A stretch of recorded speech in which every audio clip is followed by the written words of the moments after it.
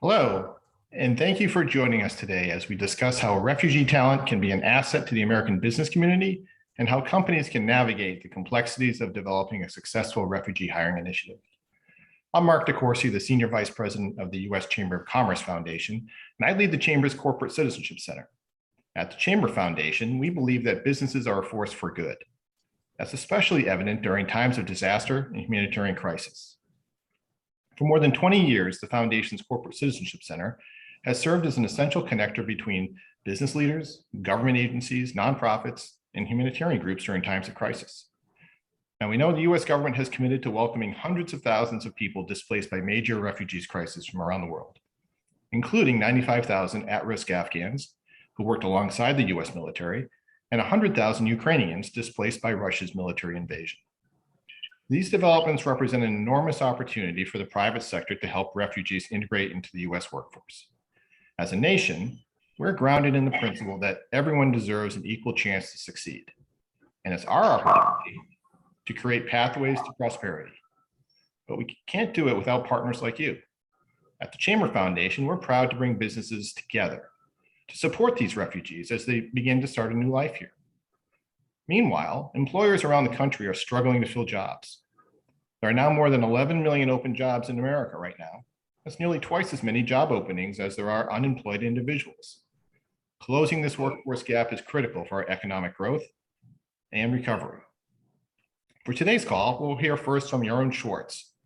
He's the Associate Director for Global Partnerships at the Tent Partnership for Refugees. He'll share key insights on launching a refugee hiring initiative. We'll then hear from John Basilisi, Vice President of Immigration Policy at the U.S. Chamber of Commerce, who will lead a Q&A with Hilton Senior Director of the Pathways Program, Melissa Sterling, and Laura Reif, shareholder at Greenberg Traurig, and leads the firm's labor and employment practices on international employment and immigration. We're grateful to have everyone here to share how their organizations are engaging on this topic and the challenges they've come across in the process. After the discussion, we'll open it up for questions from all of you. Please submit your questions throughout the call by entering into the chat box. We'll then share them with the presenters. So let's get started. Yaron, over to you. Great, thanks so much, Mark, and thank you and the U.S. Chamber Foundation and the U.S. Chamber for arranging today's briefing. As Mark mentioned, my name is Yaron Schwartz. My pronouns are he, him, and I lead Tent's work here in the United States, working with the American business community on their refugee engagement. And I'm really delighted to be here with all of you today. So in terms of what you can expect from my presentation today, I'm going to start off by telling you a little bit about Tent and who we are as an organization. I'm then going to provide you with a very high-level overview of the refugee context here in the United States, then detail out a couple of key ways that companies can set up an effective refugee hiring and training program in the US, and then lay out a couple of next steps for how to work with Tent on your refugee engagement. So just to jump right into it, in terms of a little bit about the Tent Partnership for Refugees, our organization was started by the founder and CEO of Chobani, the food company, very much so based off of Chobani's own experience hiring a significant number of refugees as Chobani employees. And so now Chobani has hired hundreds of refugees at its plants in upstate New York and in Idaho, because they are some of the most hardworking and loyal talent that the company has. And so our founder, Hamdi Ulukaya, having seen his own ability as a business leader to make a meaningful difference on this issue, and having seen the contributions that refugee employees made to his own business, started Tent in 2016 with this mission of mobilizing the business community to support refugees worldwide. And just a few years later, we now manage a partnership of more than 220 large companies who are supporting refugees here in the United States and all over the world. And while today's conversation is going to focus on opportunities in the United States, we also work very closely with companies on their refugee engagement in Canada, Latin America, and Europe as well. And we work primarily with large companies, so those with over 2,000 employees or over $500 million in revenue. And in terms of our focus as an organization, we really encourage companies to think about ways in which they can leverage their core business operations to support refugees. As Mark mentioned, today's session is going to be focusing on hiring and training, particularly given that there are so many refugees in the United States who are in need of employment right now, and there are so many businesses who are looking for new sources of talent, but we do work with companies on other ways that they can support refugees as well, such as mentoring refugees, supporting refugee entrepreneurs, integrating refugees into your supply chain, or tailoring your products and services to refugee needs. And we'd be very happy to work with companies on those other opportunities. But for today's conversation, we're really going to focus in on hiring and training opportunities domestically here in the United States. And so what I want to do next is really tell you a little bit more about the refugee context in the United States and why this is such a critical moment for the American business community to get involved on this issue. When we look at the refugee population worldwide, we see that there are now more than 36 million refugees, which is the direct result of conflicts that we hear about in the news, from Ukraine to Afghanistan to Syria to Venezuela, that are unfortunately forcing millions of people to flee their home country to seek safety abroad. We see that the US has been a global leader in refugee resettlement under both Democratic and Republican administrations. And since 1980, the US has actually resettled more than 3 million refugees.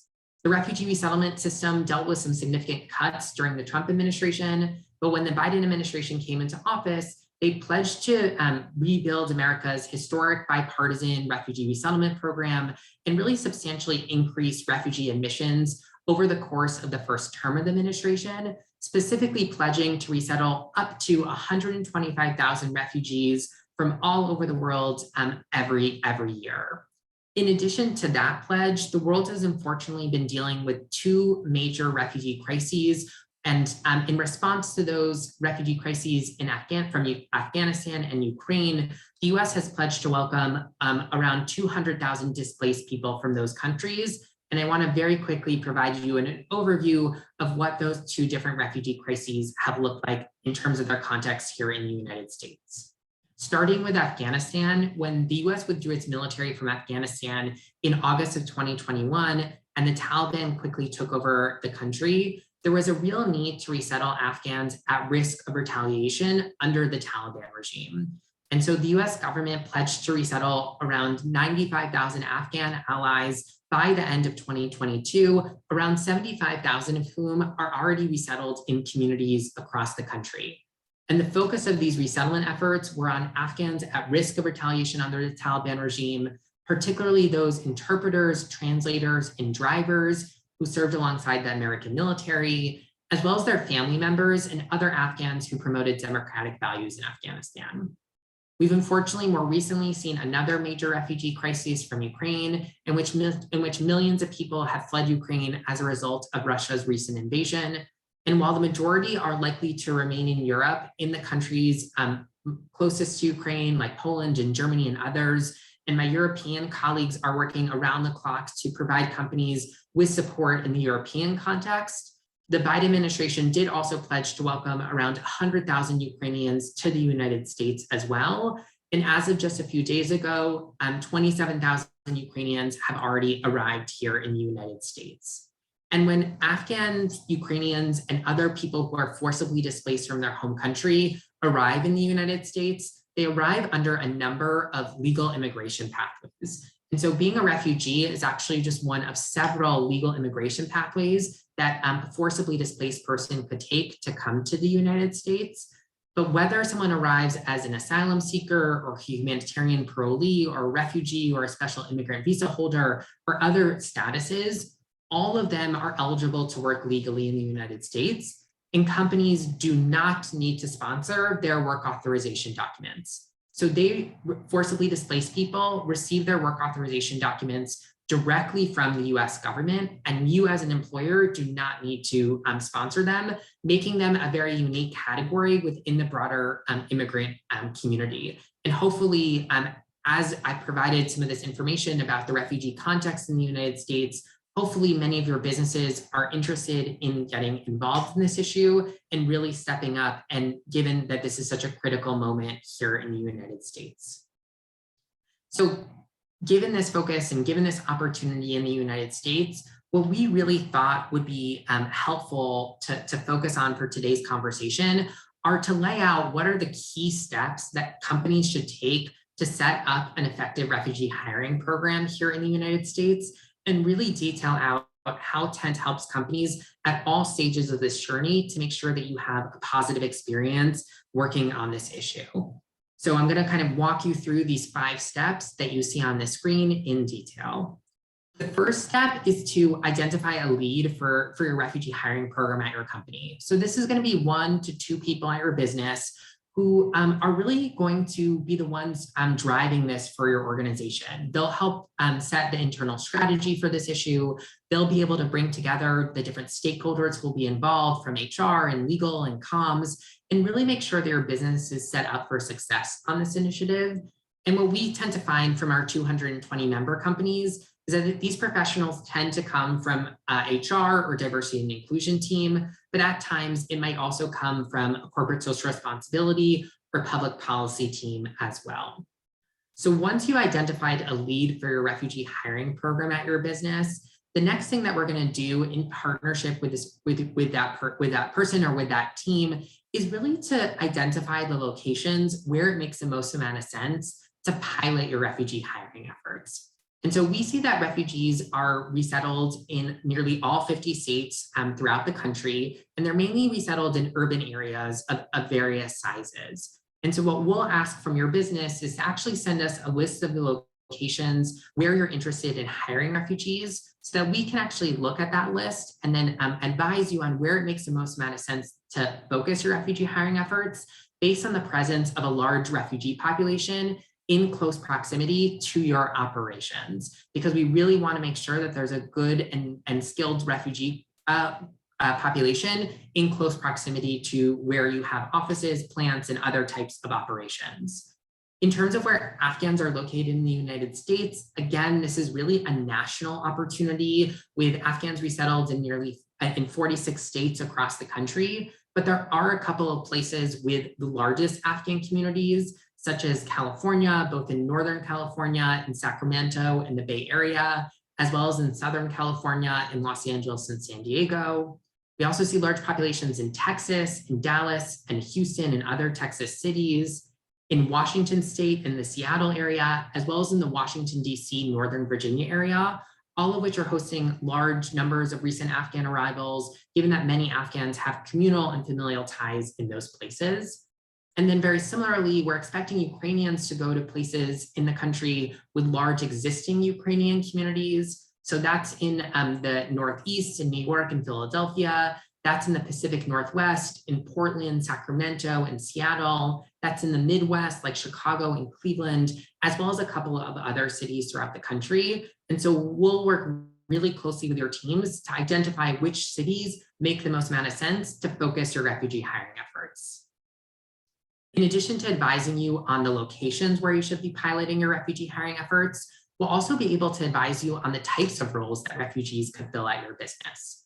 And so refugees arrive here in the United States with a real range of professional and educational backgrounds, as well as with a range of English language capabilities. And so we strongly encourage companies to consider hiring refugees at all skill levels, from high skilled to vocational opportunities, given that there are different types of refugees who could fill different types of roles at your business. And so in terms of recent Afghan arrivals, what we understand from our local NGO partners, we see that around 20% are highly skilled, meaning that they're fluent in English. They'll either have a master's or a bachelor's degree and have wonderful years of professional experience in Afghanistan or international settings. We see that 20% are mid-level professionals, so they'll be proficient in English. They'll have a bachelor's or associate's degree, or at least be a high school graduate, and will have pretty specific work experience in specific sectors or industries. And then 60% are at more of a vocational level. So they'll have more limited English language proficiency, much more limited education, and will be best suited for entry-level opportunities at your business. And then in terms of Ukrainian arrivals, we're still waiting on a lot of information, given that the Ukrainian crisis is so new and so fresh. But what we do know is that the majority of Ukrainians who fled so far are women, children, and the elderly. And so there's going to be a very strong focus on Ukrainian women of working age as it relates to companies hiring this population. And what we know about Ukrainian women is that about 60% of them have bachelor's degrees or higher. And so that means we're talking about a fairly well-educated workforce, but they will likely have a range of English language proficiency, And as we collect more information about Ukrainians, we'll share that out with the business community as well. But hopefully you can see from these case studies of Afghans and Ukrainians, there's a real range of skill levels for your business. And we'll really work with you to help you understand how refugees could fit into different types of roles at your organization. Once we've identified the locations where you want to focus your refugee hiring efforts and the types of roles that refugees could fill at your business, we'll then connect you to local organizations that can help you recruit refugee talent. So we at Tent ourselves are not a direct services organization. We don't work with refugees directly, but we work really closely with the 9 national refugee resettlement agencies, as well as their local affiliates, as well as dozens of other nonprofits here in the United States that can work with companies at the local level to help them recruit and integrate refugee talent into their workforce. And we'll really work with you to make sure that we're connecting you to the best organizations that make the most amount of sense for your specific business, and make sure that you have the right implementing partners in place to actually carry out really successful refugee-related projects. And then in addition to making sure that you have kind of the right local implementing partners in place, we'll also make sure to educate your HR teams on best practices for refugee integration. And so we run training webinars for our members on recruiting, onboarding, and integrating refugee talent into their workforce. And so when a company joins Tent, we're able to provide them with training webinars right away on a whole range of different topics that are really relevant for refugee integration at their business. And so I just want to call out a couple of them that I think are particularly interesting for many in the business community. The first is that we have a training on kind of HR 101 for hiring Afghans and other refugees here in the United States. That is a great primer on refugee recruitment here in the US. We have a great webinar on best practices for working with local refugee-focused NGOs around the country, so that you and the business community have the intel on what these NGOs are looking for and how you can effectively partner with them at the local level.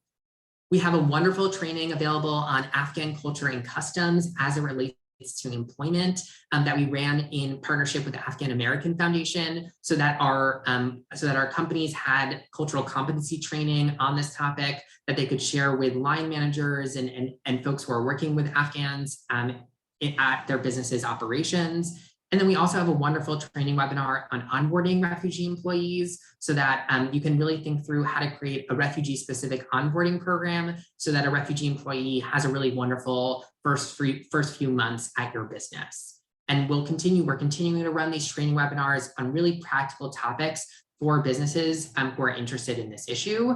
And in addition to the training webinars that we offer just for our members, we also have a number of publicly available resources for businesses to share guidebooks with them on best practices for refugee integration. And I want to call out a couple of these wonderful guidebooks as well that are US specific. The first is that we have a US employer's guide to hiring Afghan refugees, and another one for hiring refugees more broadly. That is a really wonderful HR 101 document for everything that a talent acquisition professional would need to know about hiring an Afghan or other refugee here in the United States. It covers legal statuses, work authorization documents, and is a really wonderful resource that we recommend sharing with your colleagues who are interested in this topic and interested in the recruitment process. We also have another wonderful guidebook on best practices for integrating refugees with more limited English language proficiency. So as I mentioned, a good portion of the refugee population is not going to speak English proficiently. And so this guidebook actually shares practical solutions for what companies can do at all stages of the talent management cycle, from recruitment to integration, to make sure that your business is creating a welcoming environment for somebody who's still learning English. Anything from creating a buddy system for refugee employees to translating key onboarding and HR materials into their local languages. And then we also have a guidebook from Deloitte that we worked with Deloitte on kind of best practices for inclusion in the workplace, that shares a lot of wonderful company case studies for how they were able to integrate refugees into their workplace. And all of those resources are publicly available on our website, and we highly recommend that you take a look at them as you're trying to build out an effective refugee hiring program here in the United States. And so for my last section here today, hopefully many of you are interested in hiring refugees and in partnering with us at Tent. And so what I want to do is lay out a couple of kind of key next steps for how we can work together to help your business engage on this issue. So throughout this presentation, I provided you with background about Tent and who we are as an organization, but I'm excited to share that because of the really tremendous outpouring of interest from the American business community in supporting refugees here in the United States, we launched and run a US-specific Tent Coalition for Refugees in the United States to provide our member companies with US-specific guidance and resources to help them hire and integrate refugees domestically.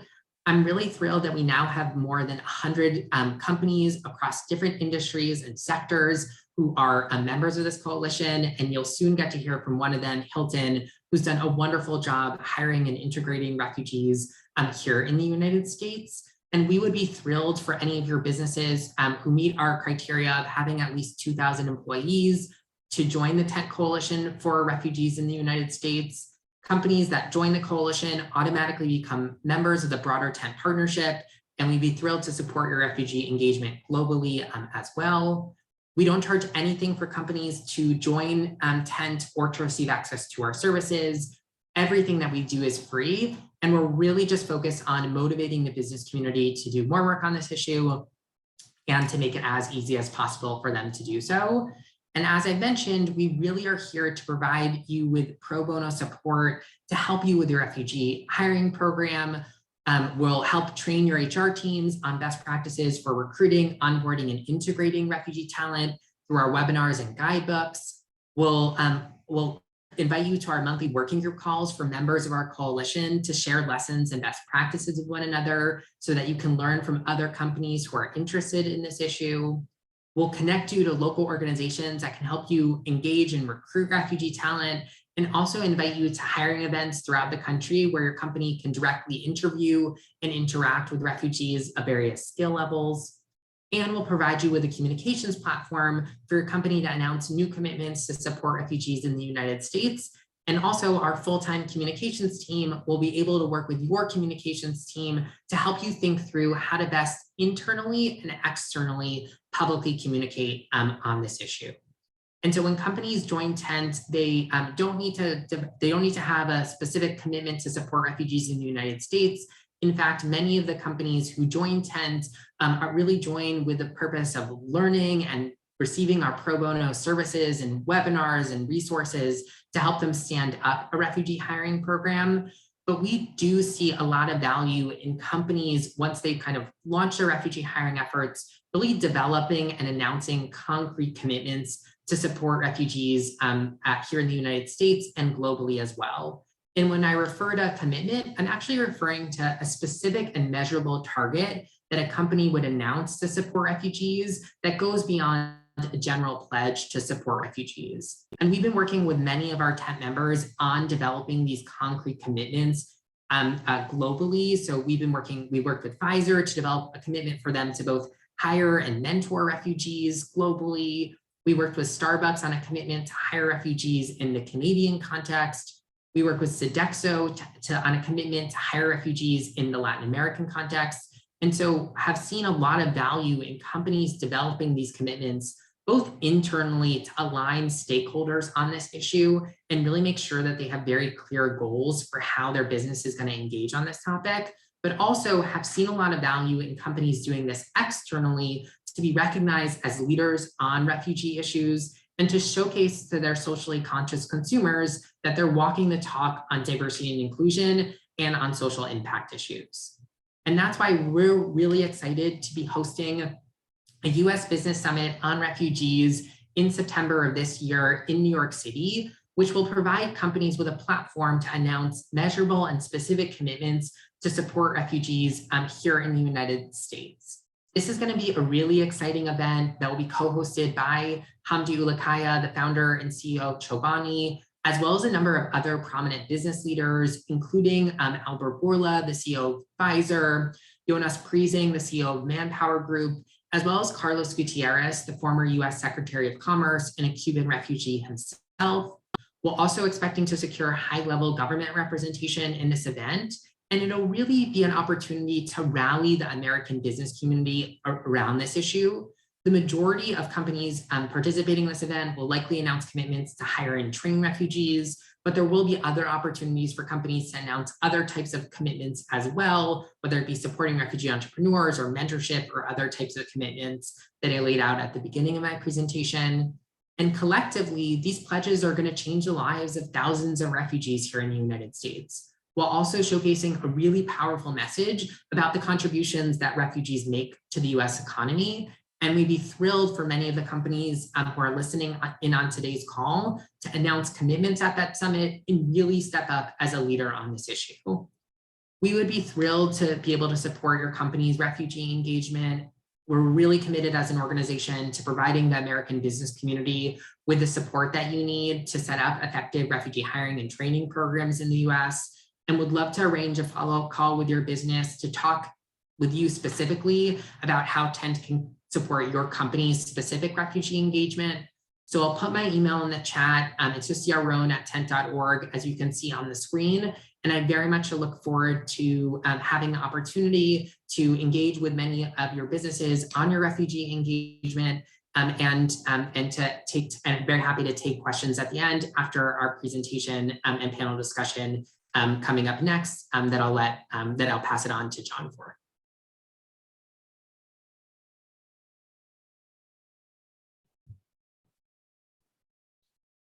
Thank you, Yaron. My name is John Basalisi. I'm the Vice President of Immigration Policy here at the U.S. Chamber of Commerce, and I'd like to introduce you to our two distinguished panelists today, Melissa Sterling from Hilton Hotels and Laura Reif from Greenberg Traurig. To kick this panel off, Laura, I have a question for you, seeing as that you represent clients, corporate clients that operate in a host of industries. And you and I have talked about this personally in terms of there is an uptick in interest amongst businesses that want to hire refugees. Now, I imagine part of this is motivated by the severe workforce shortages that companies are confronting on a day-to-day basis. But are there any other, what are the motivations that companies have for, looking at refugees as a means to meet their workforce needs? Well, thank you, John, and thank you for the Chamber Foundation and the Chamber and TENT for doing this. And it's really a pleasure to be on a panel with Melissa as well. Yes, there has always been a need to hire workers and to deal with immigration challenges of hiring workers, especially in this market. And I think Mark hit the nail on the head when he was doing the introduction. He said there are 11 million job openings right now, and they're across the board, high skill, low skill, mid skill. So there's what we're seeing with our business coalitions who are working on immigration reform. All of those members are looking to stabilize their workforce and augment their workforce. But we're also looking at potentially hiring some of these displaced communities, whether they're refugees, asylees, temporary protected status. There's just an across the board need. So yes, it's a very, very significant issue, and we have 11 million job openings to fill. And the number of refugees that I heard Yaron say that are coming into the United States don't get anywhere near that 11 million. Story of our lives, Laura. Melissa, I know from talking with you that Hilton has been hiring refugees for quite some time now. And I know that you guys have significantly expanded your refugee hiring efforts in the United States. What exactly has Hilton done to set up an effective refugee hiring program and create a welcoming environment for refugees and other displaced populations at Hilton hotels across the country? Thank you, John. Hilton's had a long-standing record of supporting vulnerable populations, including refugees. Welcoming all is a natural component of the hospitality industry and has long been reflected in the diversity of our team members. So our support for refugees extends well beyond employment. We're here to talk about that today, but we do have a holistic approach, including volunteering, donations, etc. And collectively, we have impacted over 25,000 refugees since 2015. We've donated over 1 million hotel room nights in partnership with American Express to help in the Ukrainian refugee effort crisis. And our Hilton Effect Foundation has contributed $50,000 to World Central Kitchen and Project Hope to further assist Ukrainians as well as other support mechanisms. The cornerstone of our refugee effort and our global partnership is with Tent. And in 2017, we became the first hospitality company to become a member of Tent in partnership for refugees by signing a commitment to build on existing efforts to impact 16,000 additional refugees by 2030. I know we're here today to talk about refugee hiring, and a recent example of that, of course, is the Afghan refugees in the US. So I'll talk about that today. We have hired well over 100 to date in the US across our managed properties. In partnership with other Hilton teams, our HR team set up some processes on an enterprise level to make engagement as easy as possible for our hotels, as well as local NGOs we work with. As Yaron mentioned, some of these best practices, but I'd love to share some items quickly that have worked for us. For instance, we established relationships with the 9 official resettlement agencies that Yaron mentioned through our introductions from Tent. So that was very helpful. We then held virtual sessions in 11 pilot cities with the local NGO offices. Those introductions came through the national partnerships to let them know about the amazing career opportunities in hospitality and Hilton. And then we made introductions to our HR directors in each market. We have a special link created for NGOs to get their clients into our talent network so we could match them with appropriate jobs where they live. We created employer marketing flyers and we translated them into Pashto and Dari to let Afghan refugees know about the benefits of working at Hilton. And then we created toolkits for our HR people, GMs, and hiring managers, aggregating all of our resources from our learning libraries, as well as resources from Tent, many of the wonderful resources that Yaron had mentioned, and other agencies to provide information on how to support these team members specifically. And then I do want to touch on creating a welcoming environment. So Hilton has a great place to work. We know that when our team members feel welcome, respected, heard, and taken care of, that's exactly how they're going to make our guests feel. So it's really important to us at Hilton that we make you feel at home regardless of who you are. So I'll just share some examples on how we did that with this particular population to ensure that new Afghan team members feel at home. One of our Texas properties, hotel leadership has identified tenured Afghan team members to assist with translation for onboarding and mentoring, created job-specific pictorials of commonly used items to teach English words, along with doing a word of the day during pre-shift meetings. We provided space and time for prayer in accordance with the Muslim faith.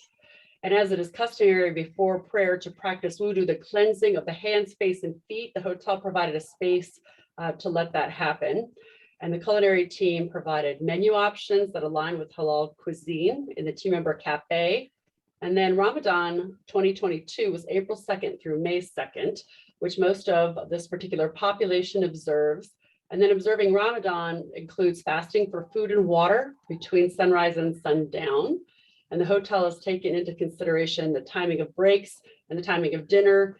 These team members may be tired, hungry, and thirsty, so multiple short breaks may be considered. And then a dinner break was scheduled for after sundown so they could participate in the team member offered meal. Ramadan usually spans across 29 to 30 days and ends with a great celebration and feasting known as Eid al-Fitr, which the hotel gave off for Afghan team members to participate with their families and communities. So I know that was a lot, but I just want to rattle off some best practices for people that are just getting started in this particular effort. Well, Melissa, you definitely have hit the ball out of the park with this one. You've covered a soup to nuts approach in terms of being welcoming to refugee populations. And Laura, I want to piggyback off of her answer to see if you're seeing similar efforts among your clients in terms of being welcoming, not necessarily just to Afghan refugee population or the Ukrainian refugee population, but refugees from around the world, because there were refugees long before these two very horrific international incidents, but there are people that are they're still displaced from various other parts of the world. Yes, John, and as you know, there are many other types of displaced people, as Yaron noted. We've got people on humanitarian parole, people in the asylum process, either pending or going through that process, people with temporary protected status. And you'll see a lot of folks on temporary protected status. I think we've got 12 countries that are currently designated for temporary protected status. And what we've seen employers do, because they're really desperate for workers and good workers, is to be as accommodating as possible. And I say as possible, I'm going to throw a little cold water on this, because sometimes the law gets in the way of work authorization. And we have had some bumps in the road with the law and with Homeland Security processing the work authorization documents in a timely fashion. And what we've seen is employers really trying to go to the nth lengths to try to make sure that they get the work authorization, they help their employees process those things and keep them on payroll as long as possible. And, you know, I just have hats off to Hilton with all you've done to deal with the cultural and ethnic issues, the integration issues.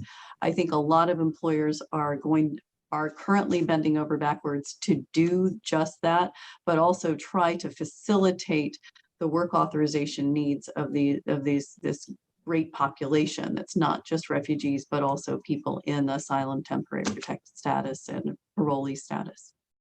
Well, Laura, you basically did my segue for me into my next question, is to ask both you and Melissa, in terms of the challenges that, Laura, your clients, and Melissa, your company Hilton, what are the challenges that you both have faced in terms of trying to get refugees onboarded and also staying on payroll,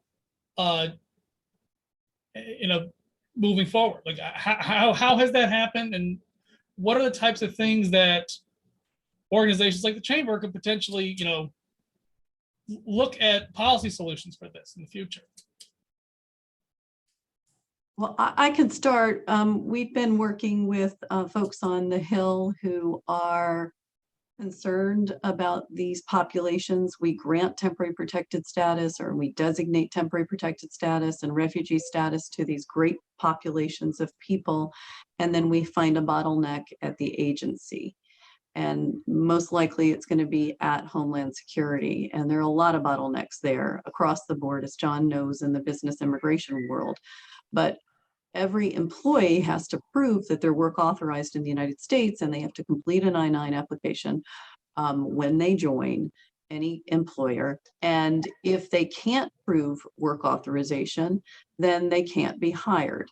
And what we've been trying to do is have oversight hearings with Homeland Security on how they can speed up the process of getting these employment documents through, and then sending very pointed questions to the agency about expediting processes, but also giving them some ideas on how they could streamline processes, auto extensions for TPS and for other employee populations, and ways to kind of get around this logjam. I mean, just to give you an idea, a temporary protected status application and an employment document can take 8 to 9 months to process. And what is a person here from Ukraine supposed to do when they can't legally work? And we've seen unscrupulous employers take advantage of folks in that status. So we're trying to get the process sped up a little bit. And Melissa, what challenges has Hilton had to confront with regard to onboarding and maintaining refugees on payroll? Yes, so of course we are bound by the rules of the U.S. government. So as far as once they are able to work, I'd like to address some challenges we faced integrating refugees into the workforce, and just be really transparent and authentic to help others. I would say probably the biggest challenge can be the language barrier, as we discussed. Our hotels have been open and creative on ways to address this challenge. The best scenario, as I mentioned before, is when there already is an Afghan team member who speaks English and who can translate that. We have had that probably more than maybe some other companies, because we have been hiring refugees for a long time. Other solutions are Google Translate or Language Line, which is a resource available to our HR directors. We have skills training courses in our digital learning library, which use pictures and are language agnostic. And for more specialized training, hotel management has created their own photos with Afghan and English words to teach vocabulary and explain shift tasks. So that's very helpful. And all in all, I would say patience is important. At Hilton, we always lead with hospitality, but this is especially important towards these new team members. And then, as everyone can imagine, these refugees have a lot going on besides work. And so this isn't just, of course, the Afghan population, refugees in general. They have to get their kids in school, they have to get their living situation settled, et cetera. So the Afghan population is receiving federal aid, and there are a lot of appointments they must go to, especially in the first 45 days. So we've been flexible to allow them to leave work to go to these appointments, but have found it's most helpful to proactively speak with the NGO counselors we're working with and ask if they schedule these appointments with more advanced notice or around work hours to make workforce planning more manageable, especially at hotels with large Afghan populations. And then I would say the third thing is the paycheck, which is very important. Most of these refugees we hired a few months ago didn't have direct deposit set up yet. They also didn't have a permanent address yet. So the HR managers identified these folks and had their checks sent to the hotel to make sure they received them and got them as fast as possible. So whatever your payroll process is, be sure to ask the extra questions so they can receive payment and that payment as fast as possible. And then they can change and tweak the process as they get more settled. Thank you, Melissa. I also have a question for you with regard to who Hilton partners with to find refugees that are seeking employment. Clearly, you work with Tent. Are there any other groups, whether they're faith-based groups or other community groups that Hilton works with that have helped them, hire and keep refugees on board because of the relationships you've established with those communities? Yeah, that's a great question, John. Of course, Tent is our number one partner and has been so helpful with the best practices that Yaron had mentioned previously, the webinars and the guidebooks. But when it comes to partnerships and actual sourcing of our team members and then the wraparound services that they provide as they are learning to work in the United States, it has been those local NGOs, the trickle down, the local affiliates from those 9 national agencies. But I will also say that there are some other agencies or organizations, I would say, on the local level that maybe are not directly connected.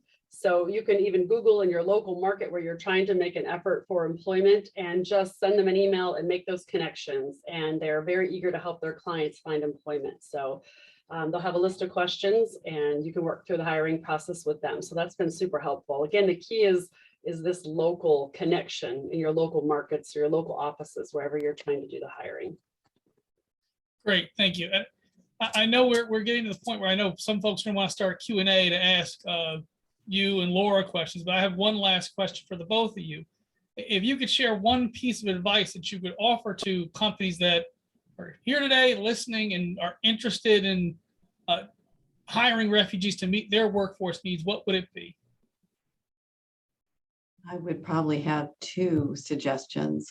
One is to tap into your government law and policy in-house group to make sure that you're letting your voice be known on the Hill about some of the challenges for hiring these vulnerable populations, and then join Tent and join the chamber.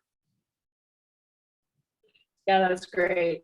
Those are really great tips, Laura, and I would echo that. And John, thank you for the question. Again, I just reiterate that local relationships are key. So every market is different, every refugee is different. So find processes that work best for your company in each market. It's not even going to be the same likely in market to market, depending on how active certain NGOs are. So keep an open mind, be very flexible with your previous processes, think outside the box, and it will come back to you many, many fold. And I can't say enough, take time to invest in this. Although a huge influx of Afghan refugees right now, this formula is one that if you take the time to establish it now for years to come, creating a positive impact on this vulnerable community will just really pay off. With refugees in the US and many organizations continuing to focus on their availability of labor, consider the mutual benefit of bringing these populations into your organizations. Thank you, Melissa, and thank you, Laura. Mark, Yaron, how do we want to begin the Q&A? We only have I've got there's no open questions. So any of our folks that are joining us today, if you have a question, please feel free to submit it.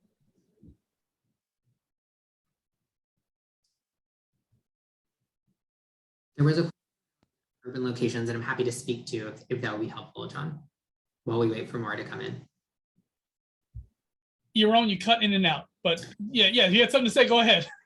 Sure. So we got a question from Ryan about, could you talk a little bit more about what it means that refugees are in urban locations of all sizes throughout the country, and are they only in America's biggest cities, or are refugees located in smaller cities as well? And the answer is that they are located in smaller cities, really throughout 46 states. And in our guidebook, our U.S. Employer's Guide to Hiring Afghan Refugees, in the appendix, you can actually see a list of all of the cities throughout the country where there are kind of local refugee focused nonprofits. And so that's a great place to look to see whether your business might be in close proximity to a large refugee population. And so that's a great place to start. There's a little less opportunity in really rural locations, but there definitely are good opportunities in small cities throughout the country. Thanks, Yaron. We also got a question of how can NGOs with employers, how can NGOs work with employers to get refugees hired? Yep, so please feel free to reach out to Tent. And I put my email in the chat. We work really closely with nonprofits to understand the services that they offer to refugees, particularly when it comes to economic integration, preparing them for work, helping them with their resume and cover letters, their interviewing processes and things like that. And then we're able to connect employers directly to the NGOs when there's a relevant opportunity. So for any NGOs who are on today's call, please feel free to reach out to Tent. It's such a key element of the ecosystem that we have, where we work very closely with refugee-focused nonprofits here in the United States and globally as well.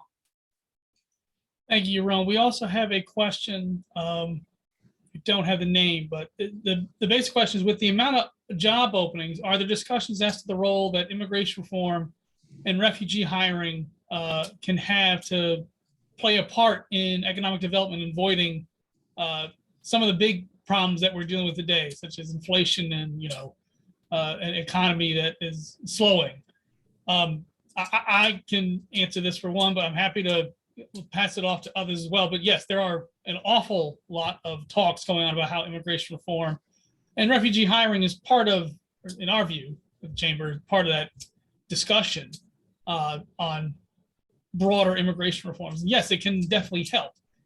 Is it necessarily a panacea for all the problems that we're facing today? No, it's not. But it can definitely help deal with supply chain issues, because if you have less people that are creating new goods and services that Americans are demanding, it's one of those things where, yes, you have more people who are at the work site helping to produce whatever it is your company produces for its clients or for its customers. That's going to help ease supply chain issues.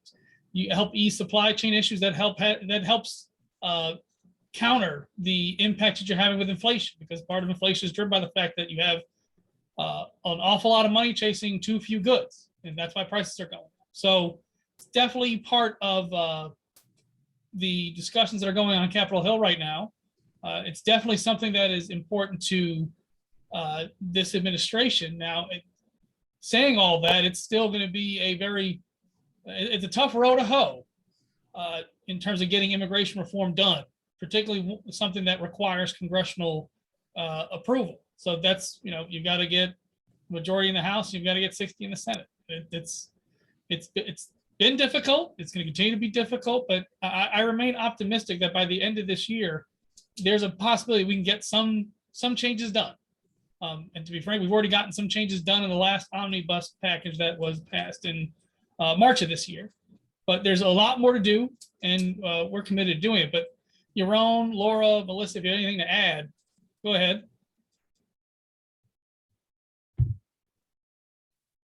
I definitely think refugee. Oh, Yaron, you're on mute. Go for it, Laura. There you go. Oh, okay. So I definitely think that immigration helps our economy. I think whether it's refugees or asylees or people with TPS or humanitarian parole. I think it helps our businesses and it helps our economy. Having severe worker shortages, I think even some of the NGOs have severe worker shortages right now, is not good for anybody. And as Melissa mentioned, the cultural aspect is amazing. It really builds the fabric of our economy and our country as well. So I think we need to be continue to be a nation of immigrants and continue to welcome these people who really want to work and support themselves and are in a really bad spot from what's been going on in their home countries. So yeah, I think it's a win-win all the way around. Yaron, you were going to add something? No, I thought you two covered it really nicely. Okay. One last question that we have from Marissa Bell Flowers. One, thank you for having your name here. And two, she wants to know, is it going to be possible to get a copy of the presentation and this recording? I imagine this is going to be available on the foundation website, but I'll leave that to Mark to answer.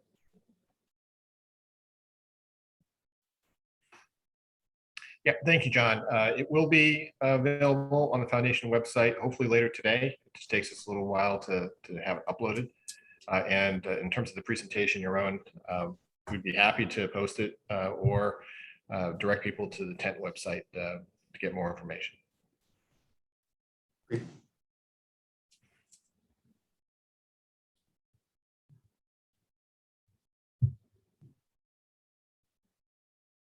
We've got one other question from Frank Deluni, who applauds our efforts, but he is worried that much of the audience today, they don't have the personnel, the financial resources to train and provide the services that are necessary to get refugees employed. And it begs the question as to relative to the funding for smaller companies to participate in things like this. Does TENT have any intention to incorporate funding streams to ensure that smaller corporations have access to this type of these programs and the ability to also hire refugees as well? Yeah, so thank you for the question, Frank. Frank in his comment noted that he was surprised that there are no federal dollars tied to this mammoth effort. And I just want to clarify something. The US government, through the Office of Refugee Resettlement, which sits within the Department of Health and Human Services, funds 9 national refugee resettlement agencies with integrating refugees into the American economy. These are the organizations that Melissa and I have been speaking about that work directly with employers to help them recruit and integrate refugee talent into their workforce. So the US government funds these national organizations to do the work on the ground with refugees, anything from helping them find employment to helping them find housing to enrolling their kids in school. So the US government is very much so committed to this through the Office of Refugee Resettlement and does make pretty significant financial contribution to this. We at TENT are focused on working with the largest companies because they have the opportunity to support refugees at scale. But we of course encourage smaller size companies to get involved in this issue as well and to take advantage of many of our publicly available resources that are available on our website, www.tent.org, that provide a lot of this guidance on how to set up a refugee hiring program and to reach out to local nonprofits in your communities who can partner with you with a small company on your refugee hiring program. I would like to jump in and say, although Hilton is a global company and a big company, I think a lot of the practices we put in place are all about diversity and inclusion, which I know so many of you on this call already have going in your company. So it's not about scale and size. The NGOs are ready to provide these wraparound services and help you with any questions or obstacles or challenges you might think that you have on the local level. So I just would encourage you to participate on any scale at any level. We just had our first Afghan Employee of the Month at one of our properties. So they're really thriving, and I would hate for them to miss out at an opportunity at your company.